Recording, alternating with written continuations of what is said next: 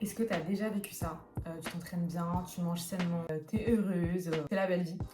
Et tout d'un coup, une semaine comme ça, un soir, tu as envie, mais une envie incontrôlable de chocolat. Ou je sais pas, de pain, ou de gâteau, ou de ton truc préféré, peu importe. Moi perso c'est les chocobons. Mais voilà, tu as une envie, tu penses qu'à ça. Et là tu te dis mais qu'est-ce qui m'arrive?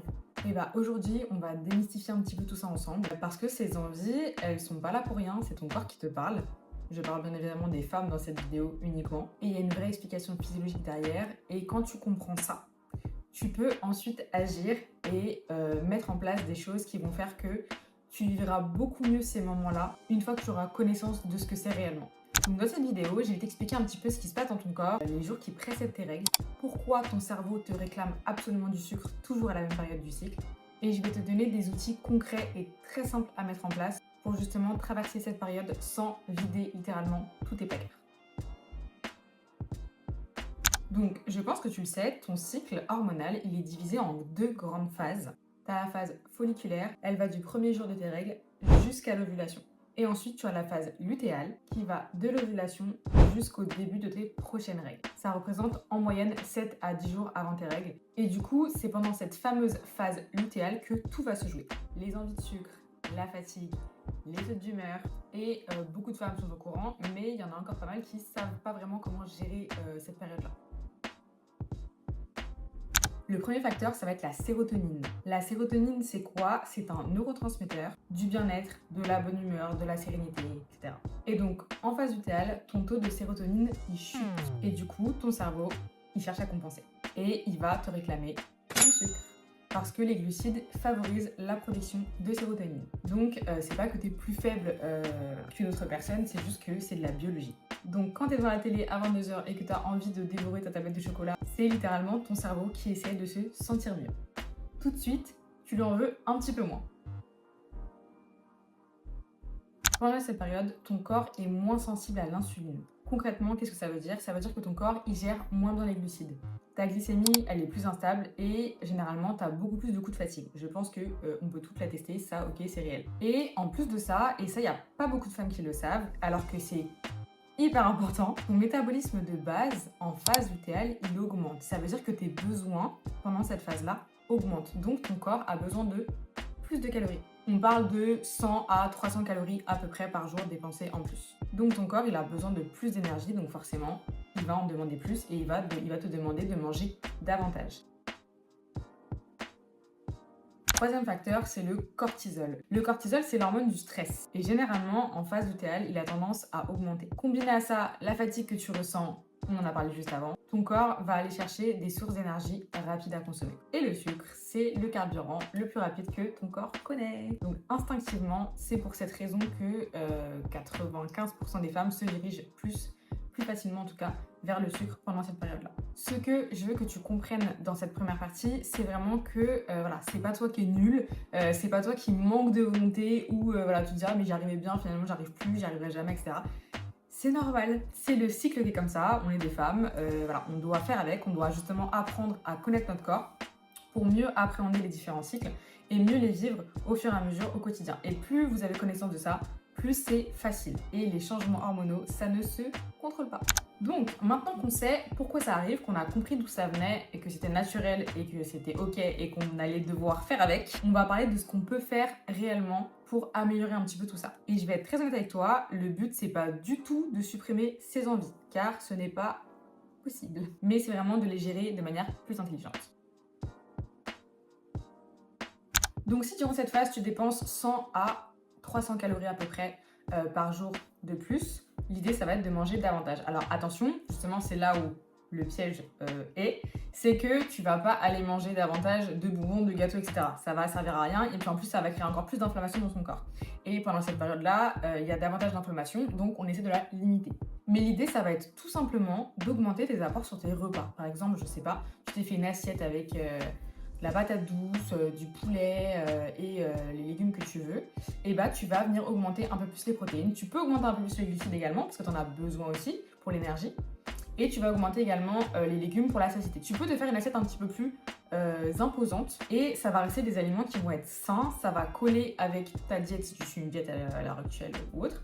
Mais voilà, faut pas avoir peur de manger davantage pendant cette période-là. Ça ne va pas du tout te faire grossir si tu as un objectif de perte de gras ou ça ne va pas saboter tes résultats, bien au contraire. Le fait de rééquilibrer ton alimentation pendant cette période va te permettre de mieux tenir. Et je le vois avec mes clientes, avaient des problèmes à gérer justement cette phase-là. Et j'aurais dit, t'inquiète pas, on va gérer ça ensemble, il n'y a aucun souci. Mais du coup, tout simplement en rééquilibrant en fait les différents repas, l'alimentation sur toute une journée, sans rien faire de plus réellement. On a augmenté les quantités parce que généralement elles ne mangent pas suffisamment. Juste en faisant ça, les fringales ont diminué et elles abordent la phase du TL d'une manière mais bien plus sereine. Je vous mettrai les messages, je crois que j'ai des screens encore de leurs messages où elles me disent vraiment qu'elles sont étonnées. C'est beaucoup plus facile à vivre. Donc le premier conseil c'est d'augmenter tes quantités dans tes assiettes et sinon ce que tu peux faire c'est rajouter une collation. Donc de préférence une collation avec des protéines et des glucides complexes. On va pas rajouter du sucre. Donc ne me rajoutez pas n'importe quoi, mais voilà, une collation que tu aimes bien, quelque chose que tu as plaisir à manger. Ça peut être du yaourt grec avec des fruits, ça peut être du pain au levain, du pain complet avec de la purée de cacahuètes ou de noisettes ou de ce que tu veux. Ça peut être une banane avec des noix, ça peut être un shaker de protéines, enfin chacun en fonction de ses envies, ça peut être du salé également, c'est vraiment, vous faites un petit peu selon vos envies, mais l'idée c'est d'apporter des choses saines mais nutritives à votre corps. C'est ça en fait qu'il faut retenir. Parce que si tu t'es privé toute la journée parce que tu dis bah non, je dois pas manger plus, etc. Arrivé à la fin de la journée, t'es devant ta télé, tu vois des pubs de desserts et de glaces passer, et là tu te dis non mais en fait j'en ai trop envie. Et c'est normal parce que ton déficit est encore plus important si tu es dans le déficit. Et donc là, c'est la porte ouverte au grignotage incontrôlable, au je vide le paquet de gâteaux, je vide le paquet, je vide le placard même, chez certaines personnes. Donc voilà, c'est pour ça qu'il faut faire les choses intelligemment et tant qu'à manger plus, autant manger des choses saines. Ton cerveau veut des glucides, ok, il n'y a pas de souci, on va lui en donner, mais tout glucide n'est pas bon à prendre. Il y a certaines sources de glucides à privilégier que d'autres. Je vous mettrai ici la liste. Mais c'est des glucides que vous connaissez, la patate douce, le riz complet, rissonnier complet, le quinoa, les flocons d'avoine ou la farine d'avoine, les légumineuses. Et donc ces aliments, ils vont répondre à la demande de ton cerveau en glucides, mais ils vont éviter de créer un pic glycémique que tu aurais eu normalement en mangeant des gâteaux, des bonbons, etc. Qui eux-mêmes vont aussi amplifier les envies. On le sait, le sucre appelle le sucre. Quand tu manges un gâteau, tu as envie d'en manger un deuxième et un troisième, et puis 2 heures après, tu dis ah mais je mangerais bien ça. Et voilà, c'est un petit peu un cercle vicieux, et c'est pour ça que quand on arrive à se déshabituer du sucre, on en a de moins en moins envie et le corps en demande moins. Donc attention, ça ne veut pas dire que tu ne peux pas manger de chocolat. Je suis la première à manger des trucs sucrés quand j'ai mes règles, parce que j'en ai envie tout simplement. Ou me prendre un dessert, ou je sais pas, je vais bosser dans un café, je prends un latte et puis je vois une part de brownie au chocolat dans la vitrine, mais je vais grave la prendre.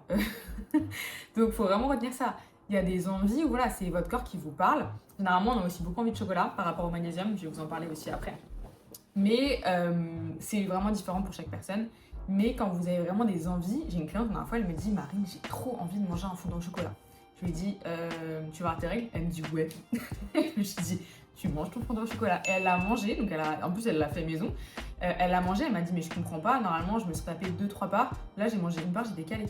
Parce que son alimentation sur le reste de la journée est équilibrée. Et c'est ça en fait qui est super important. Vous verrez qu'en structurant mieux vos repas, vous aurez moins envie de ces grosses envies de sucre. Les protéines. Alors je sais, on en entend parler tous les jours. Voilà, on n'en peut plus, on sait qu'il faut des protéines, mais on va le répéter encore parce que je vois encore trop d'erreurs de femmes qui disent oui je manque des protéines quand on regarde le contenu des repas. Il n'y en a pas assez. Il n'y en a pas assez. Il n'y en a vraiment pas assez. Donc voilà, vous mangez un soir, je sais pas, vous faites un repas, vous mangez un œuf. Un taux de protéines pour un repas, genre comme un déjeuner ou un dîner, un œuf, c'est pas beaucoup, même pour une personne qui ne pèse pas très lourd. Je rappelle que le taux de protéines se calcule par rapport à votre poids sur la balance. Pardon. Donc les protéines, pourquoi on vous rabâche avec ça? Bon, c'est important pour la construction musculaire, la préservation de la masse musculaire, etc. Mais c'est aussi hyper important pour la satiété. Elles vont stabiliser la glycémie, elles vont nourrir les muscles bien évidemment, et elles vont du coup réduire la sensation de faim constante. Donc je répète, une source de protéines à chaque repas, mais ça vaut aussi pour les collations. Donc je vais vous mettre la liste des protéines ici si vous voulez, je pense que vous les connaissez aussi, mais vraiment il faut systématiquement que vous ayez des protéines à chaque fois. Et si vous avez faim entre les repas, demandez-vous, est-ce que mon repas précédent était suffisamment protéiné? Et vous allez voir que généralement, la réponse c'est non. Alors, le magnésium, il est très souvent déficient chez énormément de femmes et encore plus en phase lutéale. Et il est hyper important parce qu'il joue un rôle dans la production de sérotonine. Il aide également à gérer le cortisol et dans la régulation de la glycémie. Donc vraiment, c'est un sans faute. Le magnésium, c'est... Voilà, et c'est pour ça, du coup, comme je vous disais avant, qu'on a très envie de chocolat parce que le chocolat est riche en magnésium. Alors attention, les Kinder ne sont pas aussi riches en magnésium. Là, je vous parle de chocolat, voilà, 70% minimum. C'est très bien, mais vous pouvez vous supplémenter à l'année en magnésium. On en manque cruellement. Il y a la plupart de la population qui a carencé en magnésium parce que les aliments qu'on mange aujourd'hui sont beaucoup plus pauvres en nutriments que ceux qu'on mangeait avant. Parce que je vois les personnes dire Oui, mais l'alimentation, avant, on n'avait pas besoin de se supplémenter. oui, sauf qu'on ne vit plus du tout à la même époque, donc forcément, il faut aussi s'adapter. Et donc pour les formes de magnésium, vous avez le malate ou le glycinate de magnésium, qui sont les deux formes les mieux absorbées. Je vais vous mettre moi celui que je prends. Je le prends chez Cure, je fonctionne avec eux depuis des années, et en termes d'assimilation de compléments, ils sont vraiment au top. Et bien évidemment, vous retrouvez aussi le magnésium dans des aliments, donc le chocolat noir, les épinards, les amandes, les graines de courge et aussi les légumineuses. Voilà, et le dernier conseil que j'aurais à vous donner, et je pense que c'est le meilleur conseil, c'est arrêter de vous battre contre vous-même. Vous avez des envies, à partir du moment où vous savez d'où elles viennent, donc là en l'occurrence c'est lié au cycle hormonal, il faut aussi les satisfaire, comme on disait tout à l'heure. Donc la restriction que vous vous imposez, elle génère des compulsions, et c'est vraiment tout ce qu'on ne veut pas. Donc pour résumer, mange un peu plus, structure tes repas autour des glucides complexes et des protéines, mais ça en l'occurrence c'est censé être comme ça toute l'année. Mais fais-y encore plus attention pendant cette période-là. Pense au magnésium et surtout, arrête de culpabiliser. Voilà, j'espère que tu as aimé cette vidéo, qu'elle t'a aidé, qu'elle t'a appris des choses. N'hésite pas à me dire en commentaire si tu as des tips toi aussi que tu veux partager aux personnes qui vont regarder cette vidéo. Ça peut être sympa. Et n'hésite pas à t'abonner à ma chaîne parce que je vais faire beaucoup plus de vidéos un petit peu comme ça éducatives. J'ai vu que ça vous plaisait, donc je vais en faire davantage autour du sport, de la nutrition, des femmes. Dites-moi s'il y a des sujets que vous voulez que j'aborde également en commentaire.